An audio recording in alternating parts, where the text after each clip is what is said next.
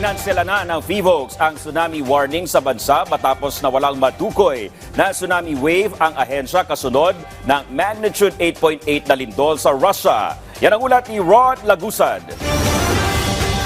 Kasunod ng magnitude 8.7 na lindol na tumama sa east coast ng Kamchatka, Russia, naglabas ng tsunami warning ang PHIVOLCS dahil posibleng makaranas ng tsunami wave na may taas na mas mababa sa 1 metro ang coastal areas ng bansa na nakaharap sa Pacific Ocean. Base sa una ng advisory ng PHIVOLCS, inaasahan na darating ito bandang 1:20 p.m. hanggang 2:40 p.m.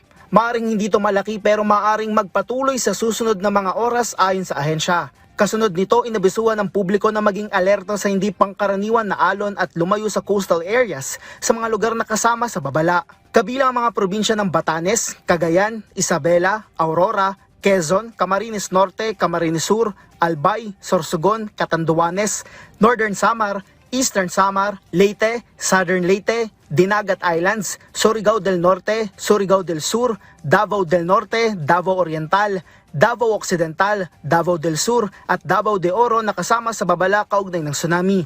Kaugnay nito, sa bahagi ng DALG ipinag-utos ito ang pagsasagawa ng evacuation sa mga nakatira malapit sa dagat. Inabisuhan din ng Department of Tourism ang lahat ng mga turista at establishments na huwag munang magtungo sa mga beach, magsagawa ng coastal activities o magtungo sa low-lying coastal destinations sa mga lugar na may babala ang PHIVOLCS. As of 2 p.m. kanina, ayon sa PHIVOLCS ay wala pa silang na-detect na tsunami wave. Wala talaga, then we may lift the advisory. But based on our SOP kasi, we lift it 2 hours after the latest arrival of the tsunami waves. Yung ano kasi nasa south tayo ng Russia. And yung directivity kasi is towards the southeast. So hindi talaga tayo direkta doon kung may tsunami waves, hindi nakadirekta sa atin. Base sa advisory ng PHIVOLCS, bagamat mababa sa 1 metro ang tsunami wave na pwedeng dumating sa bansa, delikado pa rin ito. Paliwanag ni Director Bacolcol, maaaring magdulot ito ng hindi inaasahan at malakas na current, pagtaas ng level ng tubig, pagbaha at maaaring pinsala sa mga maliliit, maaaring naman na nasa lugar patungo sa dagat. Bilang bahagi ng pag-iingat kasama sa isinasagawa ang vertical evacuation o pagpunta sa mas mataas na lugar, palayo sa dagat. Kapag may tsunami waves, they really have to move to a higher place. Even dapat before, kaya naglabas tayo ng advisory para ma-warn yung mga tao na baka may darating na tsunami. So kung saka lang sila lilikas, kung nakita na nila, mahirapan sila kasi you cannot overrun tsunami waves. Mabilis po yan.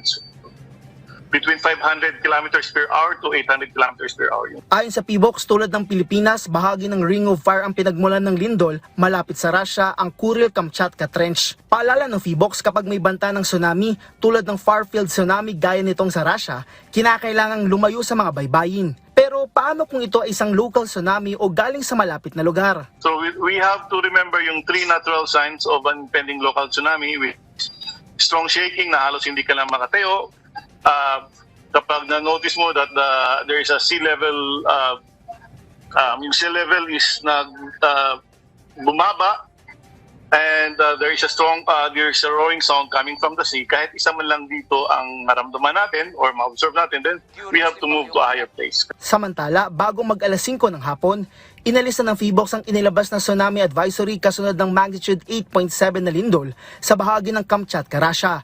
Ito'y matapos na walang ma-monitor na sea level disturbance o tsunami wave mula kaninang pasado alas 7 ng umaga. Rod Lagusad, para sa Pambansang TV sa Bagong Pilipinas.